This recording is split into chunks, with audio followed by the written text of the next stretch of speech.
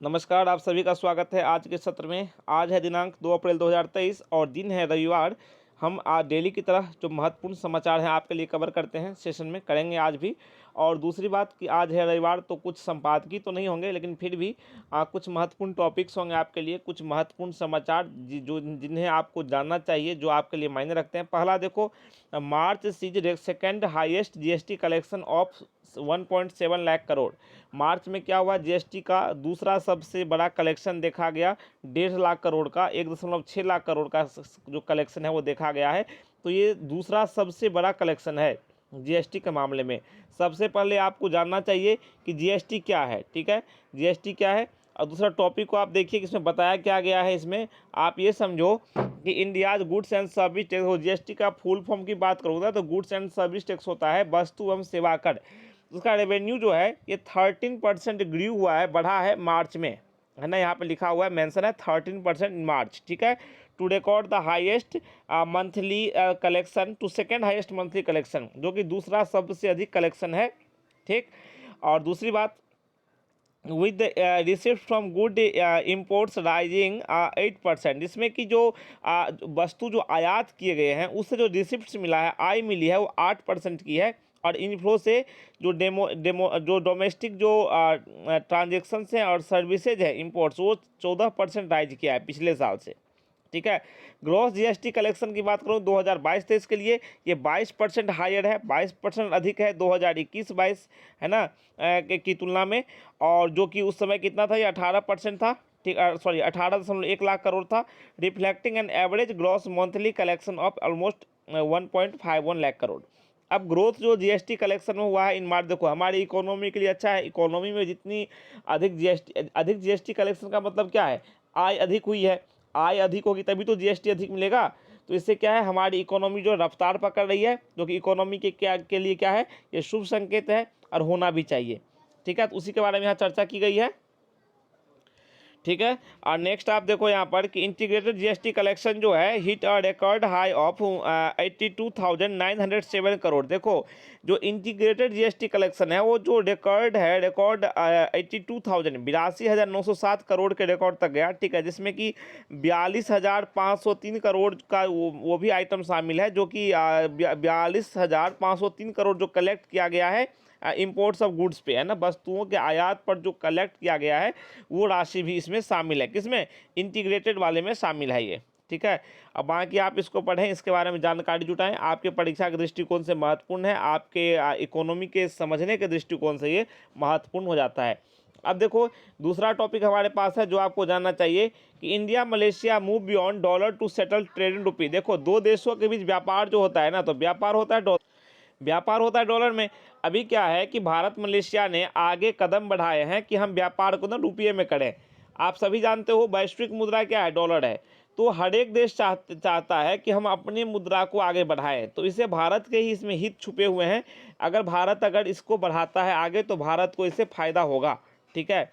अब देखो भारत के क्या हित छुपे हुए हैं, थोड़ा हम समझते हैं इस टॉपिक में, ठीक है। देखो आप, जैसे कि India and Malaysia have agreed to settle trade in Indian rupees. अब देखो भारतीय रुपये में भारत और मलेशिया ने क्या है, व्यापार को आगे बढ़ाने का फैसला किया है, ठीक।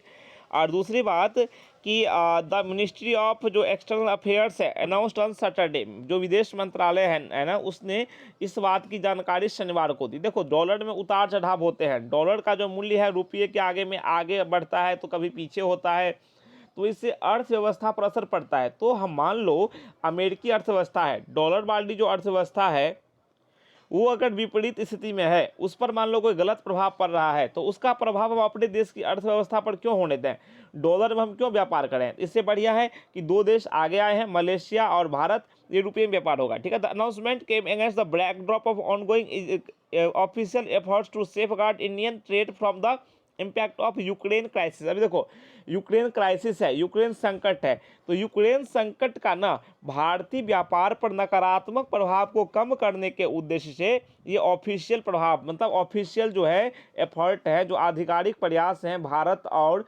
मलेशिया की ओर से किए गए हैं। भारत ने ये प्रयास किया है कि जो यूक्रेन संकट है, रूस यूक्रेन की लड़ाई है, पूरी इसका वैश्विक प्रभाव पड़ा है। ठीक है, आपने मैंने पिछले कई आर्टिकल्स में बताया था कि खाद्य संकट पर प्रभाव पड़ा है इसका। तो खाद्य संकट के अलावा बात करें, अभी वर्तमान में भारतीय अर्थव्यवस्था पर भी इसका प्रभाव पड़ना तो तय है, पड़ा भी है, और कई सारी अर्थव्यवस्थाएं प्रभावित हुई हैं।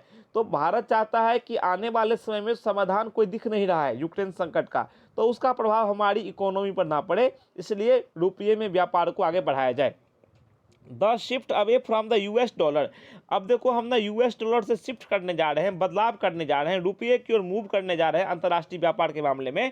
Which has been the dominant reserve currency for international trade. So पर अभी मैंने बताया आपको कि अंतर्राष्ट्रीय व्यापार है उसके लिए डॉलर क्या है, प्रमुख मुद्रा है, प्रमुख आधार है। Has added significance as it indicates that India is willing to take concrete step toward dedollarization. देखो डी डॉलराइजेशन टर्म है, डी डॉलराइजेशन का मतलब है कि हम डॉलर से दूर जा रहे हैं, जरूरी नहीं कि हम डॉलर में ही व्यापार करें, ठीक है, इंटरनेशनल व्यापार में, तो बहुत बड़ा स्टेप है, ठीक है। यूनियन बैंक ऑफ इंडिया ने स्टेटमेंट में कुछ बातें कही है, तो यही सब चर्चा है, ठीक है। फॉर बेटर ट्रेड, बेहतर ट्रेड के लिए किस प्रकार से महत्वपूर्ण है, ठीक है, आप उसे भी देखिए यहाँ पे, जैसे कि आप यहाँ देख सकते हैं जो मैकेनिज्म है, ये जो तंत्र बनेगा नया, रुपये में कारोबार होगा, व्यापार होगा, इससे होगा कि जो इंडियन और मलेशियन व्यापारी हैं वो क्या करेंगे, वो जो इनवॉइस है ना वो भारतीय रुपये में तैयार करेंगे, और उससे क्या होगा, वस्तुओं की बेहतर प्राइसिंग मिलेगी, बेहतर मूल्य मिलेगा। और ये मैकेनिज्म जो है ये एक तरह से आप ये समझिए कि व्यापारियों को लाभ पहुंचाएगा, दोनों सेट के व्यापारियों को लाभ पहुंचाएगा। As they can directly trade in Indian rupee, क्योंकि वो डायरेक्टली इंडियन रुपी में ट्रेड करेंगे, व्यापार करेंगे। इससे क्या होगा, करेंसी कन्वर्जेशन जो स्प्रेड्स है वो फैलेगा। तो भारत और मलेशिया दोनों के हित में है, ठीक है। तो इस टॉपिक को आप इस तरह से समझिए, ये इकोनॉमी से जुड़ा हुआ टॉपिक है, आपको अवश्य जानना चाहिए, ठीक। अब हम आगे बढ़ते हैं अपने नेक्स्ट टॉपिक की ओर। Defence exports have reached all time high of RS 15,920 crore, है ना। हमारे डिफेंस मिनिस्टर कौन है, राजनाथ सिंह। तो श्री राजनाथ सिंह ने बताया कि डिफेंस एक्सपोर्ट जो है वो एक तरह से मतलब अपने अभी तक के सबसे उच्चतम शिखर पर पहुंच गया है। एक्सपोर्ट क्या होता है, एक्सपोर्ट होता है जब आप किसी भी सामान को हम बाहर भेजते हैं, अर्थात डिफेंस निर्यात जो है, रक्षा निर्यात जो है अब तक के सबसे उच्चतम शिखर पर पहुंच गया है। तो निस्संदेह यह हमारे रक्षा उद्योग के लिए एक तरह से बुलंदी का संकेत है। कंट्री का जो डिफेंस एक्सपोर्ट है reached an all time high of 15,920 crore, 15,920 crore पर पहुंच गया है। कब, फाइनेंशियल ईयर 2022-23 की हम बात कर रहे हैं, 2022-23 में ये अब तक के सबसे उच्चतम शिखर पर ये पहुंच गया है, ठीक है। और दूसरी बात, ये बातें अभी मैंने बताया आपको कि राजनाथ सिंह ने कही, है ना, डिफेंस मिनिस्टर जो है। और this is almost 3,000 crore more than the previous financial years and a rise of over 10 times since 2016। देखो अगर मैं पिछले वित्तीय वर्ष की बात करूं तो उस समय की तुलना में ये 3,000 करोड़ ज़्यादा का एक्सपोर्ट है, निर्यात है, रक्षा निर्यात। और 2016-17 से तुलना करें तो ये 10 गुना है। अगर हम देखो इट इज रिमार्केबल, है ना, अचीवमेंट। अब देखो ये जो है ना एक तरह से यह संकेत है, ऐसी उपलब्धि है कि दिख रहा है कि भारत रक्षा क्षेत्र में आगे बढ़ रहा है, ठीक है। अब भारत के सामने तो कई चुनौतियां हैं, लेकिन भारत रक्षा क्षेत्र में आगे बढ़ रहा है, अपने सहयोगी देशों को मदद कर रहा है, और एक तरह से इस उभरती हुई तक कई तरह की रक्षा तकनीकी में योगदान दे रहा है, ठीक है। और जो ग्रोइंग डिफेंस मैन्युफैक्चरिंग कैपेबिलिटीज हैं, मतलब हमारे पास जो रक्षा निर्माण की फैसिलिटी है, सुविधा है, हमने उपकरण बना रहे हैं, मिसाइलें बना रहे हैं, ठीक है। तो ये भारत की आत्मनिर्भरता का प्रतीक है, और हम आगे बढ़ रहे हैं और कई देशों का हम निर्यात कर रहे हैं। तो भारत के सामरिक दृष्टिकोण से, भारत की रक्षा सुरक्षा व्यवस्था के लिहाज से, भारत की विश्व पटल पर मौजूदगी के हिसाब से, ठीक है, एक तरह से दुश्मनों के, हमारे दुश्मन जो देश हैं उनके सामने अपनी स्थिति को मजबूत करने के लिहाज से एक तरह से रक्षा निर्यात के क्षेत्र में आगे बढ़ना बड़ी ही उपलब्धि साबित होती है, ठीक है। तो आप इसे पढ़ें, समझें, बस ये टॉपिक था। नेक्स्ट टॉपिक हम देखते हैं, हमारे पास अगला न्यूज़ है, इट्स अ सीजन ऑफ आया राम गया राम। देखो आया राम गया राम वाला जो मैंने टॉपिक लिया ना, अभी देखो कर्नाटका में क्या है, इलेक्शन होने वाले हैं, डिक्लेयर हो गया है। यहाँ देखो आप देख सकते हो, party hopping has begun in Karnataka with the election commission declaring the schedule for the assembly poll, है ना। असेंबली पोल के लिए शेड्यूल आ गया है कर्नाटका में। तो क्या हुआ, कई सारे MLA जो है ना, MLC जो है ना, वो क्या है, कांग्रेस के टिकट के की ओर भाग रहे हैं, तो बीजेपी कोई छोड़ रहा है, कोई जेडीएस, मतलब क्या है, जो नेता है ना, एमएलए एमएलसी, ये सब क्या है, पार्टियां बदल रहे हैं। तो आया राम गया राम वाला जो है ना वो सीजन है अभी एक तरह से। अब आप समझिए कि आया राम गया राम क्यों कहा गया इन लोगों को। अब बात ये हुई थी कि हरियाणा की घटना है 1967 की, है ना। 1967 में क्या हुआ कि एक विधायक वहाँ के गया है ना, गया लाल ने क्या किया, एक दिन में 3 बार पार्टी बदल ली। ठीक है, उसने एक दिन में 3 बार अपनी पार्टी बदल ली। तो सोचो उसके बाद ना आया राम गया राम जो मुहावरा है ना ये प्रचलित हो गया। तो कहने का यहाँ मतलब है उसी घटना के बाद, आया राम गया राम की घटना के बाद दल बदल जो विरोध वाला कानून है ना, उसकी आवश्यकता महसूस की गई और उस कानून को लगाया गया। आप लोग जानते हैं कि दल बदल जो विरोध कानून है, निरोधक कानून है, ये क्या है, उसके बारे में जानकारी तो आप लोगों को होगी ही। अगर नहीं है तो आप जानकारी ऑनलाइन सोर्सेज के माध्यम से या पुस्तकों के माध्यम से, पत्रिकाओं के माध्यम से अवश्य जुटा सकते हैं। ठीक है, चलो तो ये एक तरह से समझिए कि कर्नाटका में आया राम गया राम वाला सीजन अभी चल रहा है, ठीक, जब तक कि इलेक्शन नहीं हो जाते हैं। चलो नेक्स्ट है कि मार्बर्ग वायरस आउटब्रेक इन 2 अफ्रीकन कंट्री। देखो एक वायरस है मार्बर्ग है, ये वायरस अभी 2 अफ्रीकन कंट्री में फैल चुका है। ठीक है, देखा गया है ये, तो उसको लेकर इसमें चर्चा की गई है। आप यहाँ पे देख सकते हैं कि early this year Equatorial Guinea जो है और तंजानिया जो है वहाँ पर मार्बर्ग वायरस के आउटब्रेक देखे गए, अर्थात मार्बर्ग वायरस जो है उसके केस देखे गए। तो ये इन जो देशों हैं इन्होंने बताया, जो कि first ever outbreak of the disease in this countries. इन देशों में ये क्या है, इस वायरस का ऐसा पहला प्रकोप है। As the countries respond to the outbreaks, देखो वायरस जो है इसके प्रति मान लो मामले देखे गए हैं, तो इन जो देशों ने प्रतिक्रिया भी दिखाई है ना, पहल भी की उसे ख़त्म करने की। कैसे, तो कांटेक्ट ट्रेसिंग किया। कांटेक्ट ट्रेसिंग होता है कि जो संक्रमित व्यक्ति के संपर्क में जो लोग आए थे उसका पता लगाया। And restricting movement across affected regions, और जो प्रभावित क्षेत्र है उसमें जो आवागमन है, लोगों की आवाजाही है, उसको रोक दिया। ठीक है, the world health organization WHO estimated the risk of spread of the disease very high across both countries. और दूसरी बात कि वर्ल्ड हेल्थ ऑर्गेनाइजेशन जो है WHO, वो क्या है, विश्व स्वास्थ्य संगठन, ये पूरा मॉनिटरिंग करता है पूरी वैश्विक स्थिति पर जो कोई समस्या आती है स्वास्थ्य से संबंधित। तो इसने बताया, आकलन किया WHO ने कि जो इस बीमारी के फैलने की जो आशंका है ना, वो क्या है, बहुत ही अधिक है इन दोनों देशों में। और Marburg virus was first identified in 1967। Marburg virus की पहली बार खोज जो हुई थी 1967 में हुई थी, ड्यूरिंग आउटब्रेक्स इन जर्मनी, जो कि आउटब्रेक इसका हुआ था जर्मनी में इसके मामले आए थे और सर्बिया में आए थे। और ये क्या है, it known to cause severe and fatal virus haemorrhagic fevers in humans. और मानव में क्या होता है, इससे बड़े स्तर पर बुखार की घटना देखी जाती है, गंभीर बुखार आते हैं। Virus is closely related to another deadly virus, और ये वायरस जो है ना कई खतरनाक वायरस से नज़दीक रूप से संबंधित है और काफ़ी संक्रमणशील है। ठीक है, और ये एक तरह से नया आउटब्रेक है, तो सुरक्षा ही बचाव है एक तरह से, है ना। कंटैक्ट ट्रेसिंग है, या फिर जो संक्रमित व्यक्ति हैं उनसे दूरी, है ना, या प्रभावित क्षेत्रों में जो आवागमन है उसको रोकने की व्यवस्था आदि ही इसका बचाव है। तो सरकार ने इस तरह की, वहाँ की सरकार ने व्यवस्था की है ताकि इस वायरस के प्रकोप से निपटा जा सके। ठीक है, अब हम मूव करते हैं अपने अगले टॉपिक की ओर। अगला देखो, can countries be sued over climate change. देखो क्या कंट्री पर, देशों पर अभियोग लगाया जा सकता है क्लाइमेट चेंज को लेकर के, जलवायु परिवर्तन को लेकर के। तो उस पर चर्चा की गई है, उसमें जानकारी बताई गई है कि आखिर देखो यहाँ पर हम समझते हैं आखिर माजरा क्या है।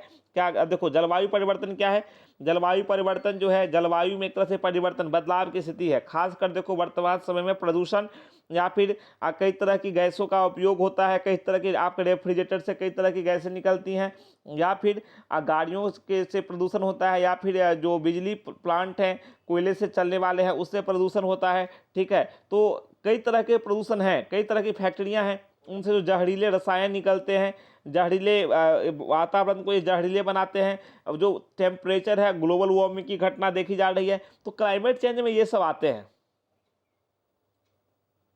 ठीक है, अब देखो कि why has the UN asked. अब देखो यूएन जो है ना, मतलब यूनाइटेड नेशन, यूनाइटेड नेशन ने इंटरनेशनल कोर्ट ऑफ जस्टिस से ये क्यों कहा है कि आप एडवाइजरी ऑफ ओपिनियन के लिए कहा है कि आप सलाह दीजिए कि क्या देशों पर, कंट्रीज जो हैं उन पर लीगल ऑब्लिगेशन बनते हैं, क्या विधिक दायित्व बनते हैं उन पर कि वो लोगों को क्लाइमेट जो एक्सट्रीमिटीज हैं, मतलब जलवायु जो एक तरह से में समस्या है जलवायु परिवर्तन से संबंधित, उसके प्रकोप से बचाए आप। ठीक है। और दूसरी बात कि which country brought this issue to the UN, और कौन सा देश है जो इस मुद्दे को लेकर के संयुक्त राष्ट्र में आया। व्हाट हैपेंस नेक्स्ट, आगे क्या हुआ, उस सब को लेकर चर्चा है। ठीक है। इन मार्च 29 की बात है, यूएन जो है यूनाइटेड नेशन जनरल असेंबली, मतलब संयुक्त राष्ट्र महासभा, पास्ट रिजोल्यूशन, उसने एक संकल्प पारित किया। ठीक है, कि that ask the international court of justice, उसने अंतर्राष्ट्रीय न्यायालय जो है उससे, मतलब उसने कहा, ठीक है, कि जो हेग है, जो यहाँ पे जो इंटरनेशनल कोर्ट ऑफ जस्टिस जो कहाँ पे हेग में है वो, तो उसने इंटरनेशनल कोर्ट ऑफ जस्टिस से कहा, हेग स्थित अंतर्राष्ट्रीय न्यायालय जो है उससे कहा कि क्या ऐसा हो सकता है, आप सलाह दें कि हम किस प्रकार के ऑब्लिगेशंस हैं, दायित्व हैं, उन देशों पर बांध सकते हैं क्लाइमेट चेंज जो है ना, जलवायु परिवर्तन शमन है उसके प्रति, ताकि इससे निपटा जाए। और दूसरी बात, उन देशों ने जिसने क्या किया है, यूएन फ्रेमवर्क कन्वेंशन जो है on for climate change, UNFCCC, उसके प्रति जो कमिटमेंट किया है कि हम जलवायु परिवर्तन को रोकेंगे, तो उन देशों के खिलाफ हम कोई दायित्व निर्वहन कर सकते हैं, दायित्व उस पर डाल सकते हैं, आरोपित कर सकते हैं। अगर वो देश अपने प्रतिबद्धताओं का पालन नहीं करते हैं तो क्या उन पर मुकदमा चलाया जा सकता है, अभियोग चलाया जा सकता है। What made it particularly important was that, अब देखो ये इंपॉर्टेंट क्यों बना, क्योंकि जो रिजोल्यूशन जो है ना passed by consensus had been pushed through by one of the smallest countries in the world, और ये जो कंसेंसस है, ये जो प्रस्ताव है, मतलब प्रस्ताव है जिसे सर्वसम्मति से, कंसेंसस से आगे बढ़ाया गया, ये प्रस्ताव किसने लाया था, दुनिया का जो सबसे छोटा देश है ना, सबसे छोटे देशों में से एक जो देश है उसका नाम है पैसिफिक आइलैंड ऑफ वेनुआतू, है ना। वो आइलैंड जो कि 2015 में मतलब डिवेस्टेट हुआ था, एक तरह से उस काफ़ी प्रभावित हुआ था साइक्लोन पाम के प्रभाव के कारण, तो उसने ये प्रस्ताव लाया था।